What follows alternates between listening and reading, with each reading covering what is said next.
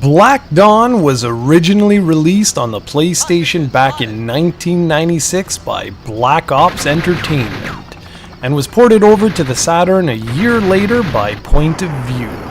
It's a helicopter shooter which is mostly remembered because the action theme background music was used in the Molten Mind stage of Sonic and the Black Knight. Now this makes sense because Tommy Tallarico was the composer of both games. The entire soundtrack is actually pretty good, to be honest, but besides the music, how does the game actually hold up?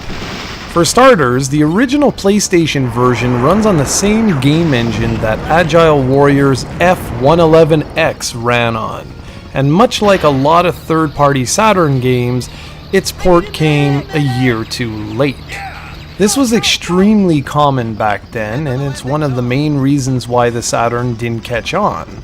PlayStation had a ton of timed exclusives long before that became a popular industry trend. In Black Dawn, players step inside an AH-69 Mohawk and pilot around a variety of locations. The game is objective mission-based, meaning you might start off by having to rescue some hostages before moving on to destroying some gun turrets, enemy aircrafts, and much more. The mission variety is quite nice, and the objectives help keep things fresh. There are a few elements with this game that hold it back though, especially in 2016. For one thing, if you die during a mission, you have to repeat the entire thing. And like I just said, this is an objective-based game. So there may be 4 or 5 objectives, and if you fail at the last one, well, you gotta redo the whole thing. That's not so bad early on, but it becomes tiresome later on. This could have easily been avoided with a checkpoint system in between completed mission objectives. As it is now, you can only save once an entire mission is over. There are a few other little nuances you'll have to get used to as you progress through the game, including the fact that this isn't a simulator, but rather an arcade shooter. This means if you want fuel and ammunition replenishments, you're going to need to attack enemies in order to destroy them, so they'll drop a refill icon. I'm okay with this as I love arcade games, but just keep that in mind if you're looking for a simulator experience, as this isn't it. Another problem is what you see here. The graphics have not aged well at all. The draw distance is incredibly limited, and before too long just about everything starts looking the same.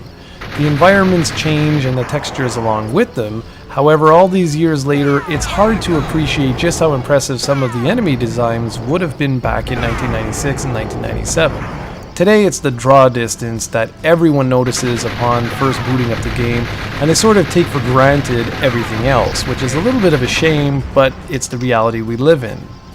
The controls work really well, although they do take a little bit of getting used to. You can control your speed, height, and have access to a wide assortment of powerful missiles, bombs, and more. All around, this is a fairly decent game. And the good news is that it can be had for very cheap these days.